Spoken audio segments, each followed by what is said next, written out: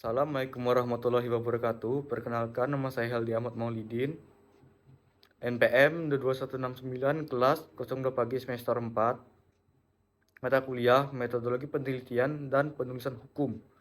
Dosen pengampu Dr. Hajah Siti Aisyah, SPD, SH, MM, MH. Sini saya akan membahas materi utama saya dengan judul penulisan laporan hasil penelitian. Sebelum membahas materi utama saya, di sini saya akan menjelaskan terlebih dahulu apa itu pengertian dari metodologi penelitian. Metodologi penelitian terdiri dari dua kata, yaitu metodologi dan penelitian. Berdasarkan KBBI atau Kamus Besar Bahasa Indonesia, metodologi sendiri adalah ilmu tentang metode, sedangkan penelitian berarti pengumpulan, pengolahan, analisis, dan penyajian data yang dilakukan secara sistematis dan objektif untuk memecahkan suatu persoalan atau menguji suatu hipotesis untuk mengembangkan prinsip-prinsip umum.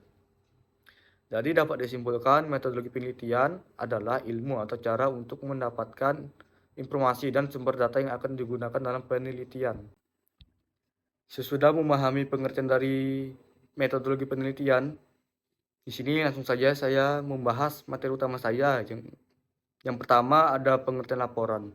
Secara umum, laporan penelitian dapat dikatakan hasil analisis dari penelitian yang dilakukan.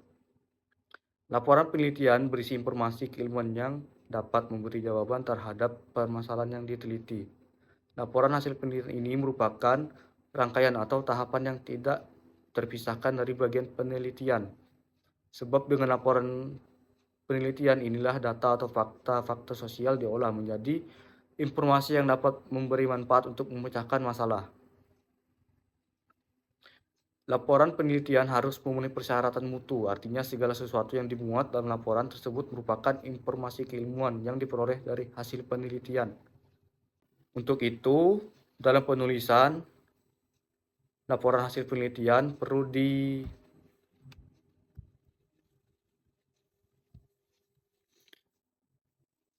diperhatikan beberapa hal yang merupakan persyaratan yang memenuhi kriteria ilmiah. Adapun persyaratan yang dimaksud secara lain, yang pertama, penulisan laporan harus menggunakan bahasa Indonesia yang baik dan benar. Dan yang kedua, laporan harus menggambarkan alur pikir yang konsisten dan mengikuti kaidah-kaidah keilmuan. Yang ketiga, penulisan laporan harus disusun menurut sistematika yang lazim digunakan dalam penulisan keilmuan.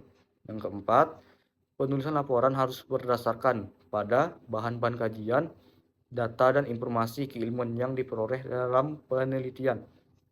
Yang kelima, penulisan laporan harus mencantumkan sumber yang jelas. Bila dalam laporan menggunakan kutipan atau temuan orang lain, sumber harus dicantumkan agar tidak berbau plagiat atau mengaburkan informasi.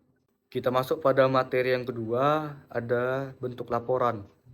Dalam praktek penulisan laporan, baik untuk laporan kegiatan keilmuan maupun laporan kegiatan penelitian proyek, bentuk penulisan laporan penelitian ini banyak macamnya.